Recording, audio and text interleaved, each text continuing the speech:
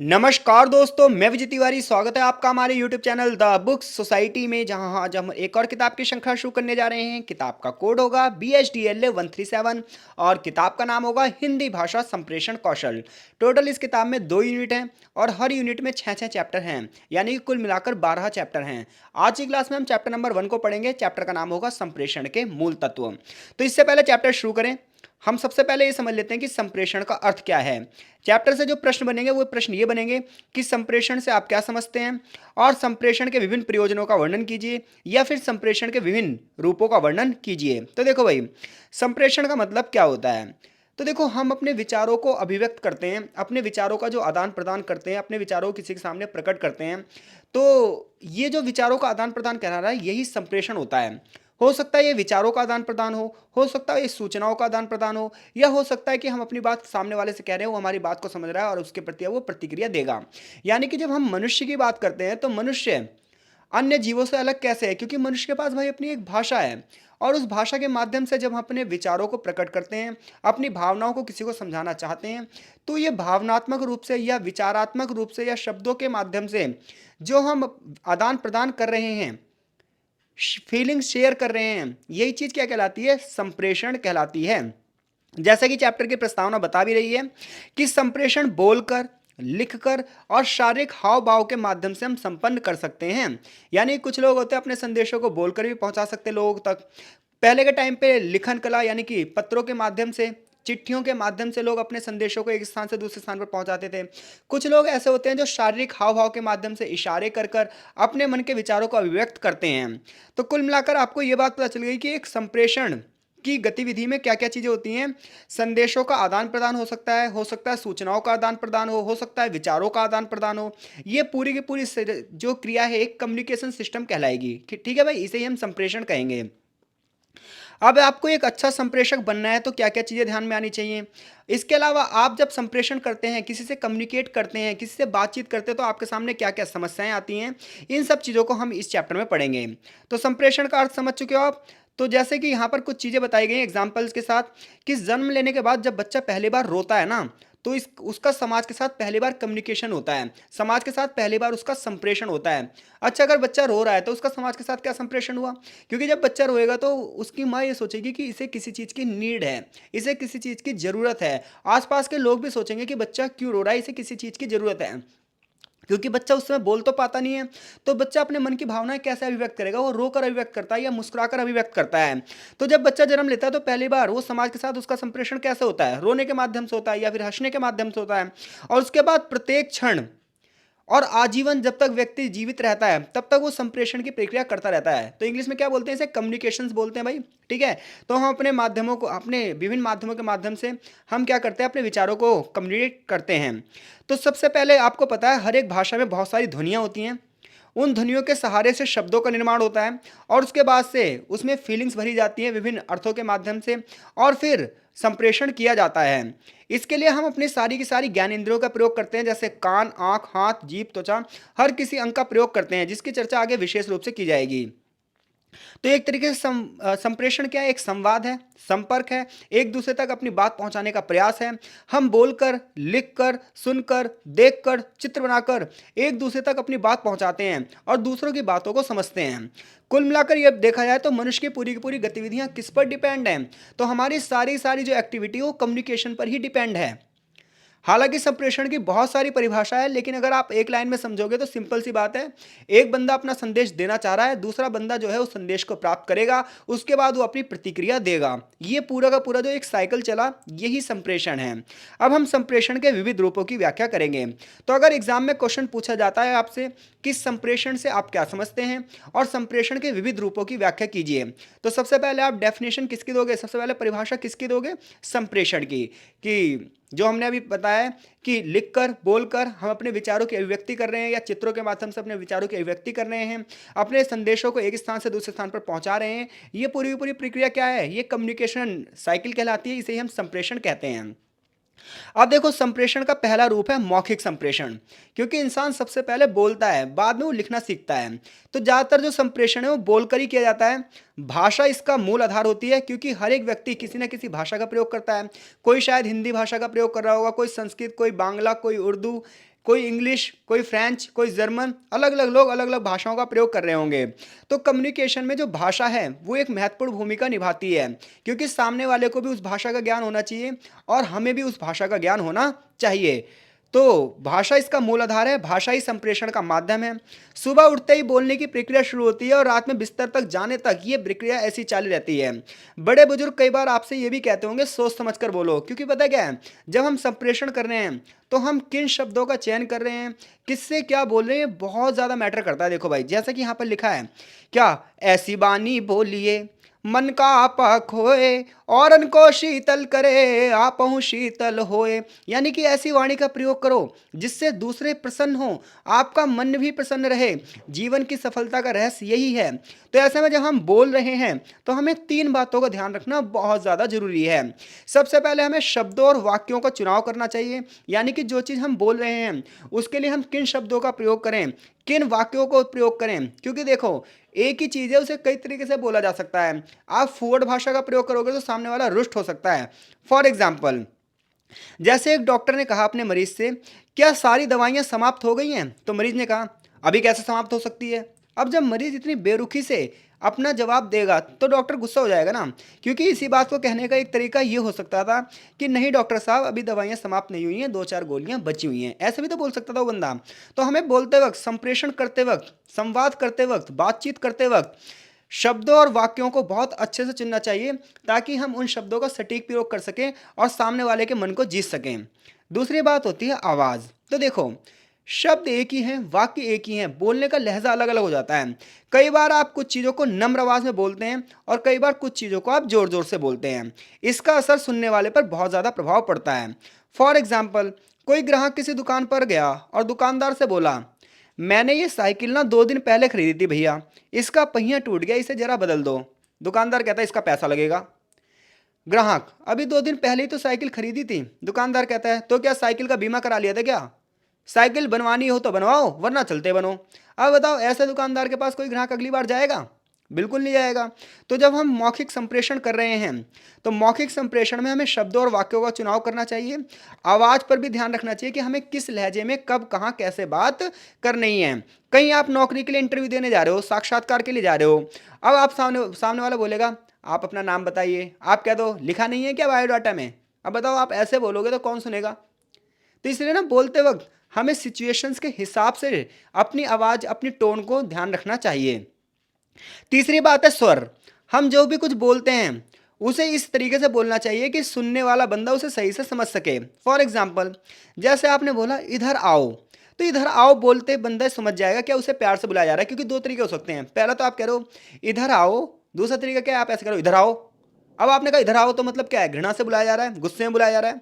तो आपके स्वर से, आपकी टोन से, टोन की गहराई और ऊंचाई के माध्यम से बंदा आपके व्यवहार को समझ सकता है। तो मौखिक संप्रेषण में कितनी चीज़ों का ध्यान रखना चाहिए? शब्दों और वाक्यों का चुनाव रखना चाहिए, आवाज़ और स्वर पर ध्यान रखना चाहिए।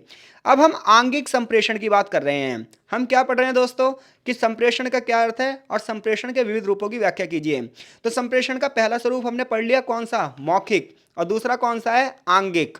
आंगिक संप्रेषण क्या होता है? तो देखो, कई बार हम सारी चीज़ें ना किसी को बोल कर ही नहीं समझाते। कई बार हमारी जो हाव भाव होते हैं ना शरीर के, वो भी बहुत कुछ बोलते हैं।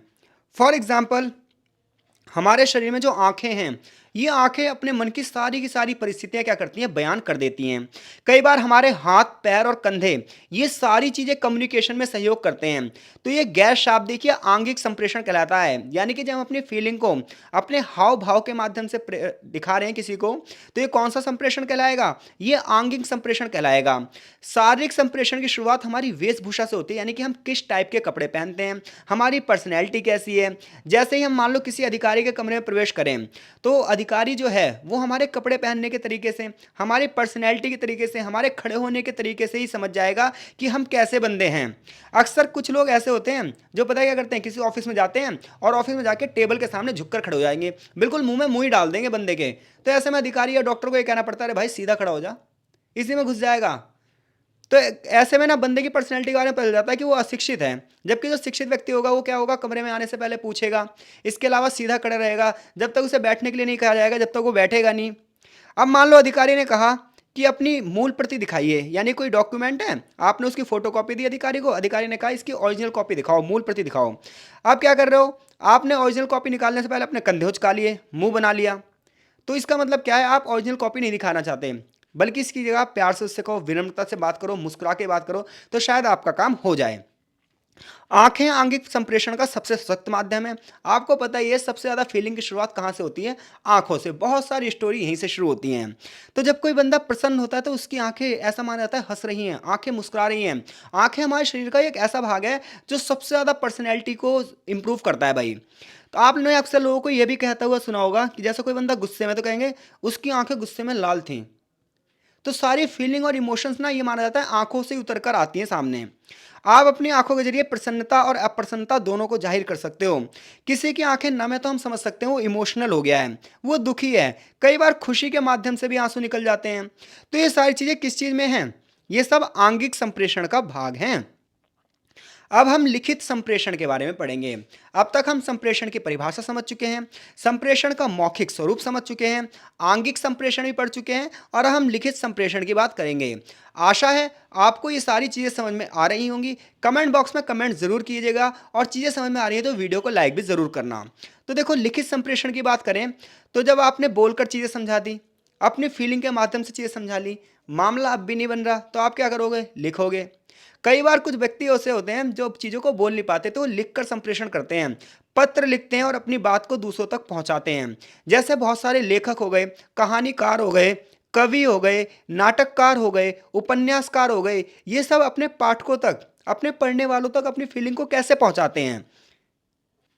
तो ये लोग क्या करते हैं, ये लिखने का सहारा लेते हैं, लेखन का सहारा लेते हैं, कलम का सहारा लेते हैं। तो जब हम कोई चीज़ लिख रहे होते हैं, जब हम लिखित संप्रेषण कर रहे होते हैं, तो हमें किन चीज़ों का ध्यान रखना चाहिए। तो सबसे पहले इसके लिए हमें कुछ ककार का ध्यान रखना चाहिए, कुछ WH फैमिली के वर्ड्स देखने चाहिए, जैसे क्या, क्यों, कौन, कब और कैसे। यानी कि लिखते समय हमें यह ध्यान रखना चाहिए कि हम क्या संदेश देना चाहते हैं। अगर हम पत्र में कुछ लिख रहे हैं, रिपोर्ट में कुछ लिख रहे हैं, कोई टिप्पणी कर रहे हैं, कोई लेख लिख रहे हैं, कोई कहानी लिख रहे हैं, तो हमें पहले ही सेट कर लेना चाहिए कि हमें लिखना क्या है। सबसे पहले हमें एक सब्जेक्ट निर्धारित कर लेना चाहिए। फिर जब हम सब्जेक्ट निर्धारित कर रहे हैं तो हमें यह ध्यान रखना चाहिए हम क्यों लिख रहे हैं। क्योंकि जब हमें पता ही नहीं होगा हम क्यों लिख रहे हैं, तो सामने वाले को भी नहीं समझा पाएंगे हम क्यों लिख रहे हैं। कि हम किसी को सूचना देना चाहते हैं, या निवेदन करना चाहते हैं, या अपनी बात की स्पष्टीकरण देना चाहते हैं, या किसी चीज़ को समझना चाहते हैं। तो लिखित संप्रेषण में सबसे पहली बात ये ध्यान रखनी चाहिए कि हमें क्या लिखना है, हमें क्यों लिखना है, और कौन इसको पढ़ेगा, यानी कि किसके लिए लिखना है, कि हमारा संदेश प्राप्तकर्ता कौन है, हम किसके लिए लिख रहे हैं। जैसे कि मुझे पता है कि मैं BA के स्टूडेंट्स को पढ़ा रहा हूँ, तो इसलिए मैं थोड़ा सा ना इसे सीरियस होकर पढ़ा सकता हूँ, कोई दिक्कत नहीं है, क्योंकि मैं 5वीं क्लास के बच्चे को थोड़ी पढ़ा रहा हूँ। तो इसलिए ना हम जैसे लिख रहे हैं, जैसे कि एक किताब लिखी गई है, ये किताब भी एक BA के स्टूडेंट्स के लिए लिखी गई है, ग्रेजुएशन के स्टूडेंट्स के लिए लिखी गई है, ये 5वीं क्लास के लिए थोड़ी लिखी गई है, इसलिए चीज़ें टफ भी है। तो जब हम लिख रहे हैं तो हमें ये देखना पड़ेगा किसके लिए लिख रहे हैं, कौन हमारा संदेश प्राप्त करता है, सामने वाला कौन है, क्या हम जिसके लिए लिख रहे हैं उसे संदेश समझ में आ जाएगा। जैसे कि मैं अपनी माँ के लिए पत्र लिख रहा हूँ तो उसकी शैली अलग होगी, लेकिन किसी अधिकारी को पत्र लिख रहा हूँ तो उसकी शैली अलग होगी। तो लिखते समय में ध्यान रखना चाहिए क्या लिख रहे हैं हम, क्यों लिख रहे हैं हम, किसके लिए लिख रहे हैं हम, और कब। यानी कि जब हम लिख रहे हैं तो उसमें डेट और तारीख भी लिखनी चाहिए, ताकि हमें पता रहे कब का है ये। और कैसे, कैसे का मतलब यह है कि हमारी भाषा पर पकड़ कितनी है, क्या हम भाषा के सारे व्याकरण के रूलों को फॉलो कर रहे हैं। क्योंकि लिखते समय अगर आपने गलत मात्राएं चढ़ा दी, गलत तरीके से लिख दिया, तो भाई सामने वाला बंदा समझेगा कैसे। तो अगर क्वेश्चन आता है संप्रेषण से आप क्या समझते हैं, संप्रेषण के विविध स्वरूपों का वर्णन कीजिए, तो पहले संप्रेषण की परिभाषा बताओगे, फिर मौखिक संप्रेषण, आंगिक संप्रेषण और लिखित संप्रेषण के बारे में आप बताओगे। लास्ट में संचार माध्यम के बारे में बताया गया है कि आज के टाइम पे बड़े पैमाने पर कम्युनिकेशन के लिए रेडियो, टेलीविजन, समाचार पत्र, होर्डिंग, बिल, पैम्फलेट, इंटरनेट, ये बड़े पैमाने पर जनसंचार के साधन बन चुके हैं।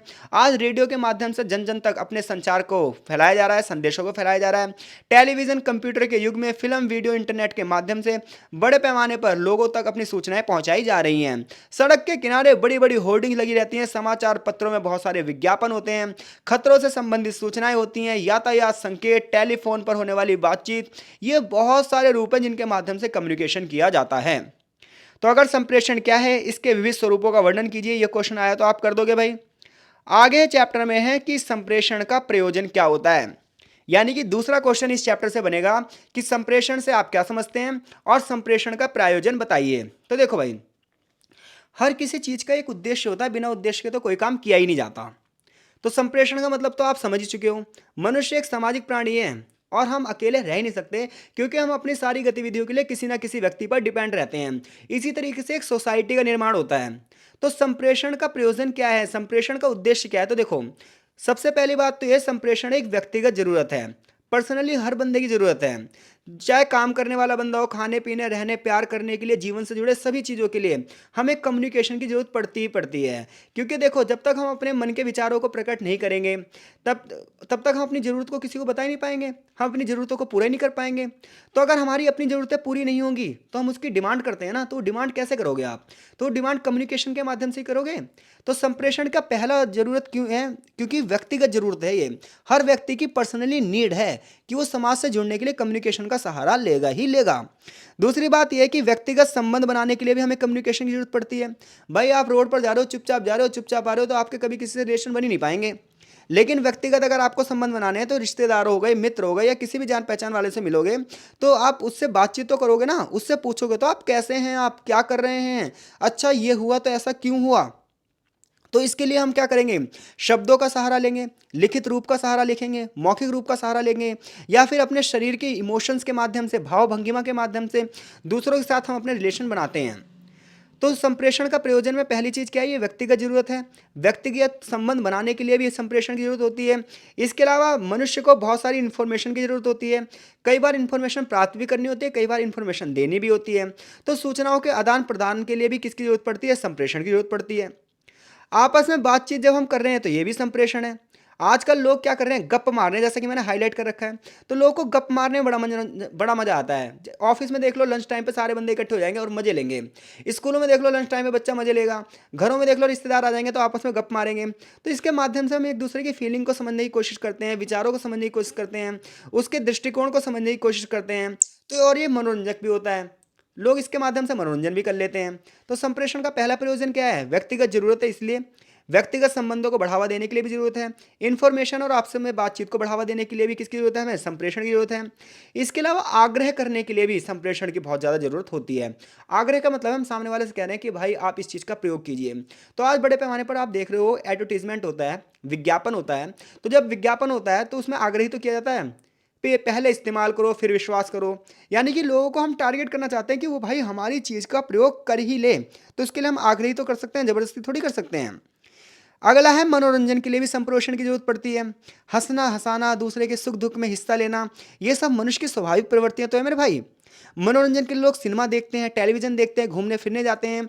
मनोरंजन के लिए कुछ लोग पढ़ते भी हैं, और इन सब चीज़ों के लिए हमें संप्रेषण की जरूरत पड़ती है। तो अगर आपसे पूछा जाए संप्रेषण का प्रयोजन क्या है, तो व्यक्तिगत जरूरत, व्यक्तिगत संबंध, सूचना, आपस में बातचीत हो गई, आग्रह हो गया, मनोरंजन हो गया, इन सब के लिए भैया हमें संप्रेषण की जरूरत है। आगे हम बात करने वाले हैं संप्रेषण की प्रक्रिया क्या है।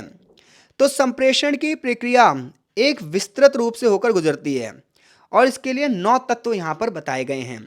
संप्रेषण की प्रक्रिया में सबसे पहले एक व्यक्ति होगा जो अपना संदेश भेजना चाहेगा, तो और एक व्यक्ति और होगा जो संदेश को प्राप्त करेगा। तो जो बंदा संदेश भेजेगा वो तो होता है प्रेषक, और जो बंदा संदेश को प्राप्त करता है वो होता है प्राप्तकर्ता। जैसे मैं अपने भाई को पत्र लिख रहा हूं, तो मैं कौन हुआ? प्रेषक हुआ।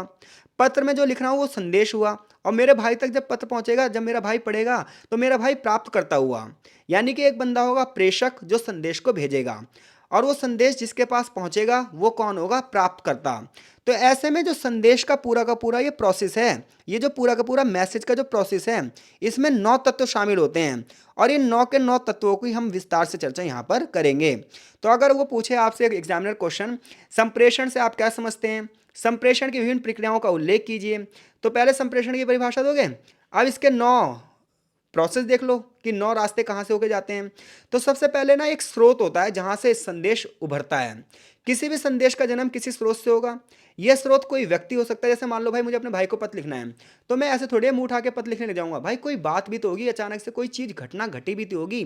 तो जो घटना घटी होगी वही क्या होता है? सोर्स होता है, उसी को क्या कहते हैं? स्रोत कहते हैं। तो जब हम अपने विचारों को किसी से व्यक्त करना चाहते हैं तो विचार कहीं से आए हुए भी तो हो सकते हैं। हो सकता है मुझे किसी घटना के बारे में बताना हो। तो किसी भी संदेश को लिखने से पहले सबसे पहले हम क्या देखते हैं कि संदेश का सोर्स क्या है। अब जब संदेश का हमें सोर्स मिल जाता है तो उससे रिलेटेड ही हमें शब्द मिलते हैं। भाई मान लो हमें कहीं किसी के लिए लिखना है कि भाई हमारे घर में शादी है और हम उसके पत्र लिख रहे हैं, तो शादी से रिलेटेड तो वर्ड्स यूज करोगे आप, या शोक सभा से रिलेटेड वर्ड यूज करोगे। तो किसी भी संदेश का जन्म सबसे पहला प्रोसेस क्या होता है, स्रोत।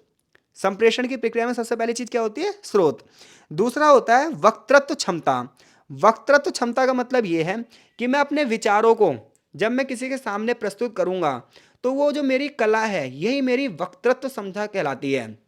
यानी कि जब मैं लिख रहा हूँ, बोल रहा हूँ या अपने इमोशंस को दिखा रहा हूँ तो मुझे ऐसी भाषा का प्रयोग करना पड़ेगा कि सामने वाला भी मेरी भाषा को क्या कर सके, पढ़ सके, सामने वाला भी मेरी भाषा को समझ सके।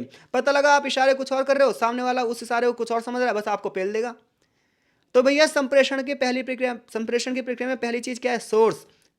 दूसरी चीज क्या है, वक्तृत्व क्षमता, यानी कि आप उसी भाषा का प्रयोग करो जो सामने वाला समझ सके। तीसरी चीज है संदेश।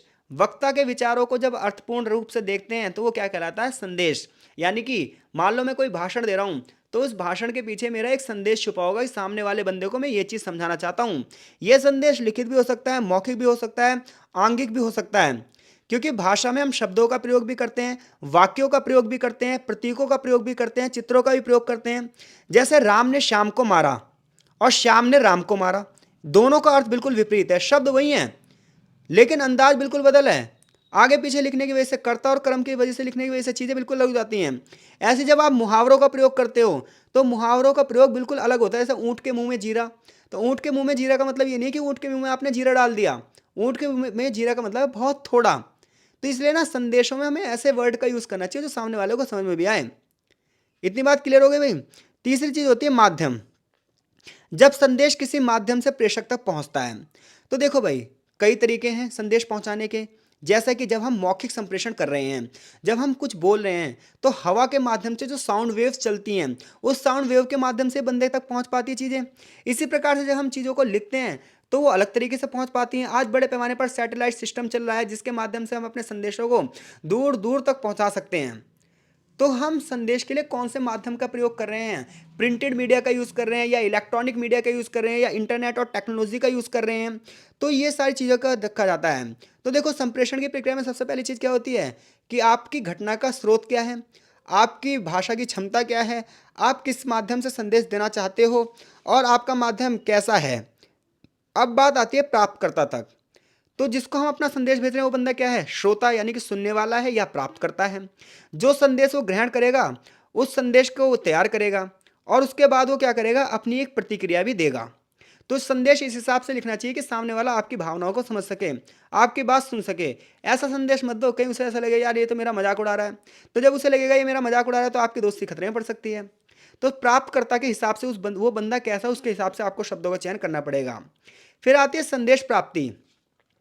तो संदेश प्राप्ति में क्या होगा, प्राप्तकर्ता द्वारा संदेश के विचारों को ढालने की प्रक्रिया को संदेश प्राप्ति कहते हैं। यानी कि मैंने किसी को एक पत्र लिखा, सामने वाले ने मेरा पत्र पढ़ लिया और वो उसके हिसाब से अब चल रहा है, तो इसे हम कहेंगे संदेश पूरी तरीके से पहुंच गया है। इसे इंग्लिश में डिकोडिंग कहते हैं। क्या कहते हैं भाई, इसे डिकोडिंग कहते हैं। इसका मतलब ये होता है कि हम जो चीज़ कहना चाहते हैं सामने वाला वही चीज़ को उसी दशा में समझ रहा है। देखो अगर आप किसी के सामने फीलिंग एक्सप्रेस करोगे तो कोई ज़रूरी नहीं है वो भी आपके साथ उतनी फीलिंग के साथ जुड़ पाए, लेकिन अगर वो बंदा भी उसी फीलिंग के साथ जुड़ गया तो हम कहेंगे डिकोडिंग हो गई। यानी कि आप कहोगे जैसा मैं सोच रहा था आपने बिल्कुल वैसे ही समझा। तो इसी को बोलते हैं संदेश प्राप्ति। यानी किसी को आपने संदेश भेज दिया और उसने आपको नेग्लेक्ट कर दिया। आपने किसी को मैसेज भेजा और वो लिख दे हम, लो जी खत्म किस्सा। तो आपने किसी को संदेश भेजा उसने आपको रिप्लाई करा तो समझ लो डिकोडिंग हो गई। यानी कि वो भी आपको समय देना चाहता है, वो भी फीलिंग और इमोशंस के साथ जुड़ना चाहता है। यही चीज़ क्या कहलाती है, संदेश प्राप्ति। ठीक है भाई, आगे देखो प्रतिक्रिया। अब जैसे अब मैंने किसी को संदेश भेजा तो बदले में मुझे भी तो रिप्लाई करेगा, इसी को बोलते हैं प्रतिक्रिया। मैंने किसी से कुछ बोला तो बदले में वो भी तो मुझे जवाब देगा, इसी को कहते हैं प्रतिक्रिया। जैसे कि एक मशहूर कहावत है, एक हाथ से ताली नहीं बजती, वैसे संप्रेषण भी एक व्यक्ति के द्वारा नहीं हो सकता। इसमें क्रिया भी होगी और प्रतिक्रिया भी होगी। और लास्ट में एक चीज बड़ी है, संदर्भ। संदर्भ शारीरिक भी हो सकता है, मनोवैज्ञानिक भी हो सकता है, कल्चरल भी हो सकता है। फॉर एग्जाम्पल मान लो मैं एक दीवार में कील ठोक रहा हूं और हथौड़ी मेरी उंगली पर लग जाए। अगर मैं अकेले में हूँ तो मेरे मुंह से गाली निकल जाएगी, लेकिन मेरे मान लो माताजी वहीं पर हैं, पिताजी वहीं पर हैं, तो मैं क्या करूँगा, मैं बहुत तेज़ से अपने हाथ को हिलाऊँगा और फिर मैं क्या बोलूँगा, ओई मम्मी, कुछ इस टाइप से वर्ड बोलूँगा जैसे यहाँ पे लिखा है ओ माँ, ओ बाबूजी। क्योंकि दोनों दोनों फीलिंग में मेरे को दर्द हुआ है, क्योंकि हथौड़ी जो है मेरी उँगली पर लग गई है। बट मैं अकेला हूँ तो मेरे मुँह से कुछ और वर्ड्स निकल सकते हैं, लेकिन फैमिली के साथ हूँ तो मेरे मुँह से कुछ और वर्ड्स निकलेंगे। तो ये चीज़ संदर्भ कहलाती है कि सिचुएशंस क्या हैं। जीवन मूल्य और दृष्टिकोण, संप्रेषण की प्रक्रिया में जिन तत्वों की चर्चा की गई ये सब बेसिक हैं। इसके अलावा व्यक्ति के जीवन के मूल्य की भी बात पड़ती है कि व्यक्ति किस दृष्टिकोण में है, वो किस चीज़ के ऊपर लिख रहा है। क्योंकि देखो भाई, अगर कोई एक नेता है वो समाज में बोल रहा है तो उसका कुछ अलग है और पर्सनल लाइफ उसकी कुछ अलग होगी। ऐसे एक व्यक्ति आम व्यक्ति के साथ बात कर रहा है तो एक अलग चीज़ होगी, परिवार के साथ बात कर रहा है अलग चीज़ होगी और ऑफिस में बात कर रहा है अलग चीज़ होगी।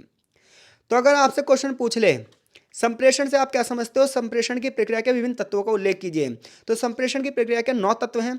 स्रोत, वक्तृत्व क्षमता, संदेश, माध्यम, प्राप्तकर्ता, संदेश प्राप्ति, प्रतिक्रिया, संदर्भ और जीवन मूल्य। तो अगर इनमें से कोई भी क्वेश्चन आ गया तो आप इन सभी प्रश्नों के उत्तर देने के लिए क्या हो, सक्षम हो। आई होप सो चीज़ें आपको समझ में आ रही हैं। चैप्टर में लास्ट क्वेश्चन बनाया बचता है कि एक सफल संप्रेषण के लिए हमें किन किन चीज़ों का ध्यान रखना चाहिए। तो एक सफल संप्रेषण के लिए यानी कि एक सक्सेसफुल कम्युनिकेशन के लिए हमें क्या होता है, कई बार हम बहुत सारी चीज़ें कहना चाहते हैं लेकिन कह नहीं पाते। कई बार हम बहुत सारी चीज़ें कहना चाहते हैं, उसके लिए हमें शब्द नहीं मिल पाते। कई बार हम कुछ शब्दों का प्रयोग ऐसे करते हैं कि सामने वाला उसे कुछ और तरीके से समझ लेता है और परिणाम क्या होता है, मजाक बन जाता है या फिर हमारी फीलिंग अधूरी रह जाती है। मान लो मैं सामने वाले को कुछ और कह रहा हूँ, उसने कुछ और समझ लिया, चीज़ें क्या हो जाएंगी, वहीं गड़बड़ हो जाएंगी। जैसे कि मैं पढ़ाते वक्त मान लो कुछ और समझाना चाहता हूँ और आप कुछ और समझो, तो दोनों चीज़ें अलग हो जाएंगी। फॉर एग्जांपल आपकी किताब में एक एग्जांपल दिया है कि एक परिवार था और वहाँ पर मोमबत्ती जल रही थी। तो मोमबत्ती जल रही थी ना, तो परिवार के सारे सदस्य गपशप कर रहे थे क्योंकि लाइट चली गई थी। अचानक से लाइट आई तो उसकी बहन ने उससे कहा कि फूंक दो। अब उस बंदे ने पता क्या करा, फूंक दिया, सामने की तरफ फूंक दिया, जबकि मोमबत्ती पीछे की तरफ जल रही थी। सारे बंदे हंसने लगे। अब देखो, उस लड़की को भी उसकी बहन को भी पता क्या कहना चाहिए था, भाई लाइट आ गई है, मोमबत्ती को बुझा दो, मोमबत्ती को फूंक दो। तो उसने बोला खाली फूंक दो, उसने फूंक दिया। अब उसने फूंक दिया, बाकी सारे बंदे हंसने लगे। तो देखो, एक बंदा अगर कम्युनिकेट कर रहा है तो उसे पहली तरीके से पूरी सिचुएशन बतानी चाहिए। क्योंकि देखो, बोलने वाली की कमी ये थी, उसने बोल दिया डायरेक्ट फूंक दो। उसे बोलना चाहिए था ना मोमबत्ती को फूंक दो। समझने वाले ने भी सोचा फूंकने के लिए, बोला चलो फूंक देता हूँ, उसने भी ध्यान नहीं दिया। दो गलती दोनों की नहीं है, और गलती दोनों की है। तो जब कुछ इस टाइप से चीज़ें होती है ना, तो सफल कभी भी कम्युनिकेशन नहीं हो पाता। तो कम्युनिकेशन को सफल बनाने के लिए हमें क्या करना चाहिए, संपर्क का माध्यम ऐसे यूज़ करना चाहिए कि सामने वाला बंदा हमारे संदेश को समझ सके। ऐसा नहीं कि शॉर्टकट में कुछ भी लिख दिया, अब वो बंदा पूछ रहा है क्या। तो ऐसे नहीं, चीज़ों के ऐसे लिखो भाई सामने वाला समझ जाए। भाषा का मतलब ही यही है कि सामने वाले को हम अपने संदेशों को पहुंचा सकें, सामने वाले को अपनी बीच बात को समझा सकें। तो देखो भाई, सफल संप्रेषण के पहले बात तो क्या हो गई कि हमें किसी को कुछ बोलते समय चीज़ों का ध्यान रखना चाहिए कि सामने वाला पूरी तरीके से उस सिचुएशन को समझ सके। आधी अधूरी बात नहीं कहनी चाहिए कभी भी, ठीक है। सफल संप्रेषण के सामने समस्याएं क्या हैं, तो सफल संप्रेषण के सामने जो अवरोध हैं, बड़ी बड़ी रुकावटें हैं, सबसे पहली चीज़ तो यही है कि गलत संदेश। कई बार हम संदेश को सही ढंग से नहीं बोल पाते हैं, उसे ठीक ढंग से नहीं समझा पाते हैं। परिणाम ये होता है कि संप्रेषण अधूरा रह जाता है। कई बार ऐसी फीलिंग्स घटी हैं। फॉर एग्जाम्पल, जैसे ऊपर अभी हमने एग्जाम्पल देखा, तो यहाँ पर क्या होता है, पीछे जल रही मोमबत्ती को बुझा दे, अगर वो ऐसा कहती तो वो सही से समझा देता, तो वो सही से समझा ही नहीं पाई, तो गलत संदेश दे दिया। ऐसे कई बार पता क्या होता है, कोई नेता भाषण दे रहा है, कोई नेता भाषण दे रहा है, तो उस समय क्या होता है, कई बार उसकी छोटी छोटी क्लिप निकाल के ना लोग वायरल कर देते हैं, जबकि उसके आगे पीछे वो कोई सिचुएशन समझाना चाहता था। तो बिना सिचुएशन के वो 30-30 सेकंड की क्लिप देखकर हम किसी के प्रति गलत छवि बना लेते हैं, लेकिन ऐसा बिल्कुल गलत है। तो संदेश को समझने के लिए पहले हमें ना श्रोता की पूरी बात को समझना चाहिए, और वक्ता को भी यानी कि बोलने वाले को भी पूरी सिचुएशन के साथ चीज़ों को समझाना चाहिए। इसके अलावा देखो, संप्रेषण की दूसरी बड़ी समस्या है गलत शब्दों का चुनाव। अगर आप बोलते समय गलत शब्दों का चुनाव कर रहे हो तो भी बड़ी दिक्कत हो जाएगी। आप शब्दों को स्पष्ट रूप से बोलो और सही तरीके से उच्चारण करो, क्योंकि आपने गलत तरीके से उच्चारण किया तो देखो, एक ही शब्द के कई कई अर्थ हो सकते हैं। क्लियर है भाई। जैसे जाति और जाति दोनों में अंतर है। जब मैं बोलूंगा जाति तो इसका मतलब यह है कि मैं किसी कास्ट के बारे में बात कर रहा हूं, जब मैं कहूंगा जाति मतलब किसी के जाने की बात कर रहा हूं। तो शब्दों का ना हमें चुनाव ऐसा करना चाहिए जो सामने वालों को भ्रमित ना करे। तो संप्रेषण के जो अवरोध हैं, सफल संप्रेषण के बीच में जो समस्याएं हैं, सबसे पहले यह है कि संदेशों को सही से बोलो, सिचुएशन को पूरी तरीके से अच्छे से रखो, गलत शब्दों का चुनाव मत करो, तो ही आप एक सफल तरीके से संप्रेषण को बढ़ा सकते हो। इसके अलावा जो बंदा सुनने वाला है उसकी भी कुछ जिम्मेदारियां होती हैं कि सामने वाला जब बंदा बोले ना, तो वक्ता को भी ध्यान से सुनना चाहिए। कई बार क्या होता है, आप किताब पढ़ रहे हो, किताब पढ़ते वक्त आपका मन कहीं और होता है, आप लाइन टू लाइन करके किताब तो खत्म कर देते हो और समझ में आपको कुछ नहीं आता। ऐसे कई बार आप स्कूल क्लास में बैठे होते हो, आपका टीचर पढ़ा रहा होता है, आपका ध्यान उसकी तरफ सुनने की तरफ तो होता नहीं है, आप मन मन में कुछ और चीज़ें चल रहे हो, अचानक से पूरी क्लास खत्म हो गई, आपको कुछ नहीं समझ में आया, जीरो। तो ऐसे में ना सुनना और समझना भी बहुत ज़रूरी है संप्रेषण में, क्योंकि सामने वाला बोल रहा है और आप उसे ढंग से समझ ही नहीं रहे हो, आप उसे ढंग से सुन ही नहीं रहे हो, तो चीज़ें आपको समझ में नहीं आएंगी। कई बार टेलीफोन पे ही हम बोलते रहते हैं, हेलो हेलो बोलते रहते हैं, सामने से कोई प्रतिक्रिया नहीं आती, हम झल्ला पड़ते हैं। इसके अलावा दूसरी बात ये इमोशंस, भाव भंगिमा, संप्रेषण का एक बहुत बड़ा माध्यम है इमोशंस, और ये सबसे बड़ी बाधा भी है।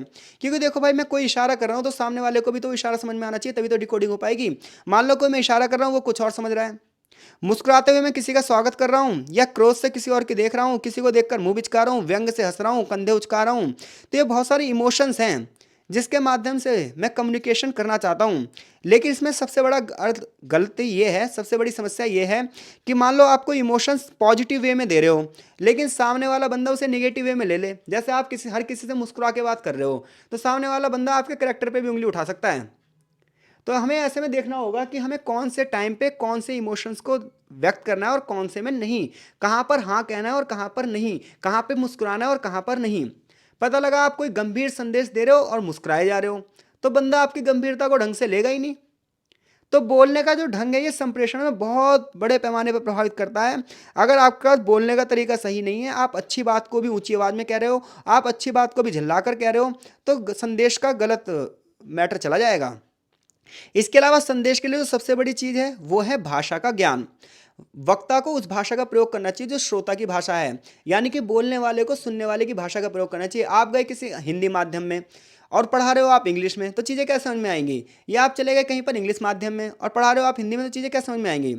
तो कोई हिंदी भाषी बंदा इंग्लैंड चला जाए तो उसे भैया कुछ नहीं समझ में आएगा, और कोई इंग्लैंड का बंदा हिंदी में इंडिया में आ जाए तो उसे बड़ी दिक्कत हो जाएगी।